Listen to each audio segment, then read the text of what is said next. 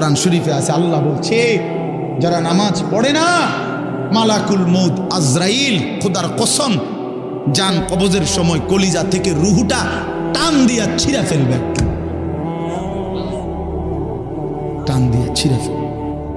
কাল্লা ইযা বালাগাতিত তারাকি, কণ্ঠনালীর কাছে চলে আসবে, তখন রুহুটা কণ্ঠনালীর থেকে আর বের হতে চাইবে না।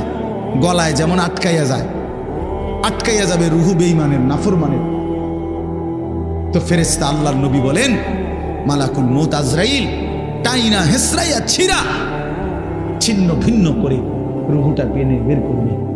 কেন এমন করলো? এমন নির্মম মৃত্যু হলো কেন? এমন ভয়ানক মর্মান্তিক মৃত্যু কেন হলো?